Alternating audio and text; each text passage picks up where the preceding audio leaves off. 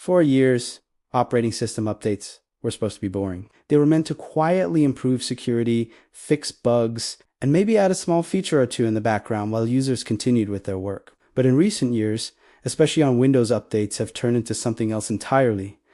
A source of anxiety. You click update and restart, walk away, and come back hoping your PC still boots, your files are intact, and your workflow hasn't been destroyed. This is where the conversation begins, because more and more users are asking a simple question: why do Windows updates keep breaking PCs?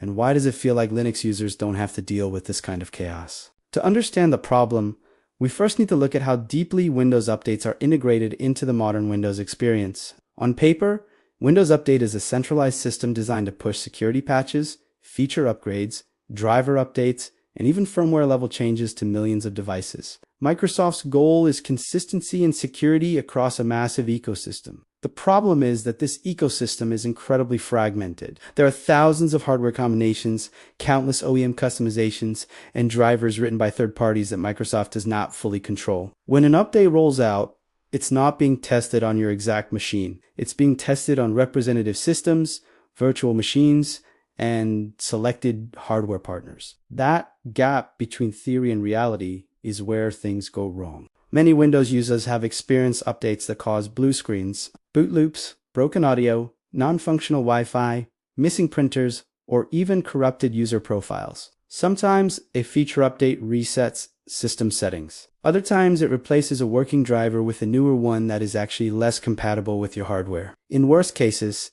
updates have rendered systems unbootable, forcing users into recovery environments or complete reinstalls.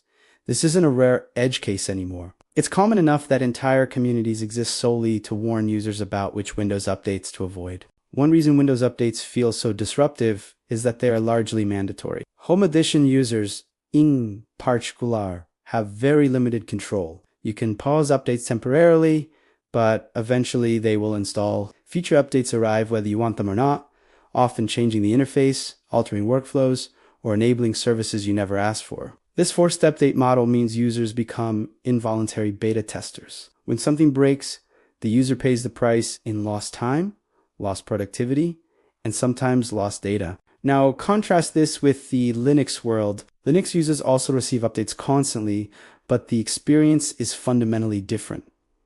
The first key difference is control. On most Linux distributions, updates do not install unless the user explicitly approves them. You decide when to update, what to update, and in many cases, which components to update. Security patches can be applied quickly without forcing a reboot. Kernel updates can be deferred. Major version upgrades are usually a deliberate opt-in process, not something that suddenly appears overnight. Another major difference lies in how Linux handles software and drivers. On Windows, drivers are often downloaded separately from the manufacturer or pushed through Windows Update as opaque binary blobs. If something breaks, you often don't know why. On Linux, most drivers are part of the kernel itself or are open source modules closely tied to it. This means they are developed and tested alongside the kernel, not bolted on later. When the kernel updates, the drivers update with it in a coordinated way. That tight integration drastically reduces the chance of a driver conflict suddenly crippling the system. Linux distributions also follow a repository-based model for software updates. Instead of each application updating itself independently, most software is updated through a central package manager. This allows dependencies to be managed consistently. When something changes, the package manager knows exactly what relies on what. If an update would cause a conflict, it's often caught before installation. On Windows, by contrast, applications update themselves in isolation, and the operating system updates independently of them. The left hand often doesn't know what the right hand is doing. Stability is another core philosophical difference. Many popular Linux distributions prioritize long-term stability over rapid feature changes. Long-term support releases are maintained for years with security patches and bug fixes, but without constantly changing core behavior. This means a system you set up today will behave largely the same way next year. Windows, on the other hand, treats the desktop OS almost like a rolling product. Major feature updates arrive regularly, sometimes changing UI elements, system defaults, and background services. Each of these changes introduces new opportunities for things to break. There's also transparency. When a Linux update causes an issue, the changelogs are public. The code is often open. Communities discuss the problem openly, propose fixes, and sometimes even provide workarounds within hours. On Windows, update issues are often poorly documented. Users are left searching forums, hoping someone else has found a solution. Microsoft may acknowledge the issue days or weeks later, but by then, many users have already suffered the consequences. Reboots are another point of frustration. Windows updates frequently require full system restarts, sometimes multiple times. These restarts can happen at inconvenient moments, especially if the system decides it needs to finish installing updates. Linux updates, even critical ones, often do not require reboots at all. Even kernel updates can be installed and activated at the user's convenience. For servers and professionals, this difference is massive. Downtime is costly, and Linux minimizes it by design. It's also important to address the myth that Linux updates never break anything.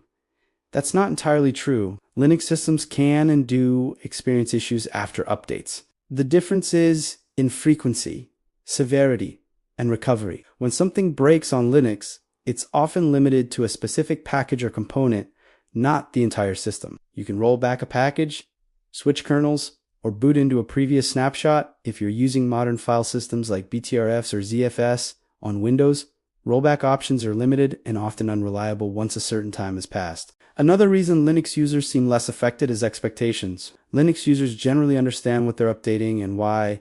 They read update summaries. They know the difference between a security patch and a major upgrade. Windows users are often given vague messages like "we're getting things ready for you" or "working on updates." Don't turn off your PC.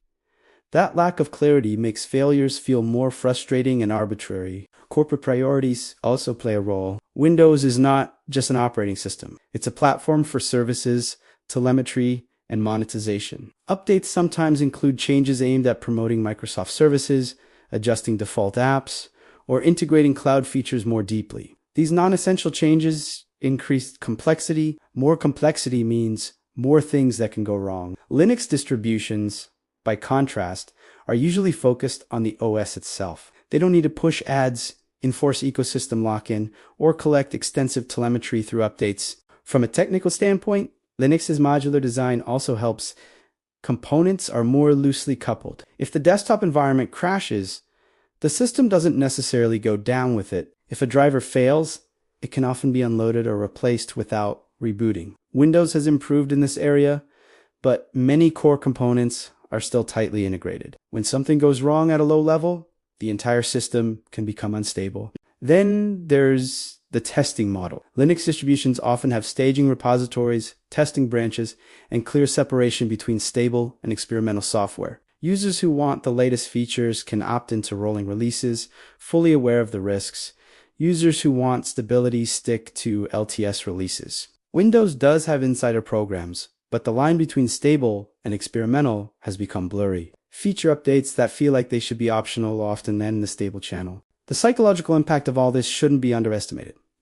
Windows users have learned to fear updates. They postpone them, disable them when possible, or schedule them 4 times when they can afford downtime. That alone is a sign of a broken trust relationship between the OS and its users. Linux users, in contrast, often see updates as routine maintenance, something you do regularly, confidently, without worrying that your system will be unusable afterward. It's also worth mentioning recovery tools. On Linux, it's common to keep multiple kernels installed. If a new kernel causes issues, you simply select an older one at boot. On Windows, kernel-level problems often leave you stuck in automatic repair loops with limited options. Reinstalling Windows becomes the default solution far too often. Security is another angle. Microsoft argues that forced updates are necessary for security, and there is some truth to that.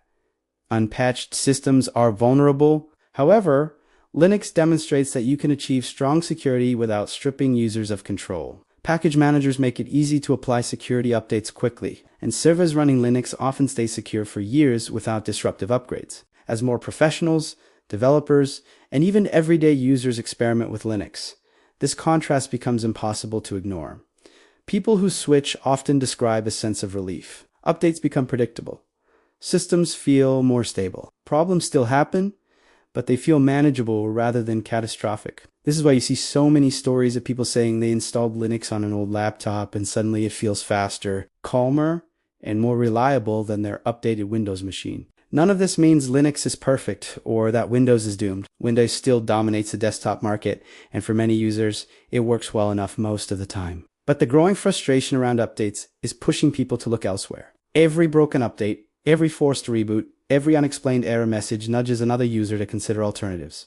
In the end, the real issue isn't that Windows updates exist. It's how they're delivered, how much control users have, and how often they disrupt normal use. Linux shows that another model is possible, one built around transparency, user choice, and stability. As long as Windows continues to treat its users as passive recipients rather than active participants, the perception will remain: Windows updates break PCs, and Linux users, by design, simply don't have this problem.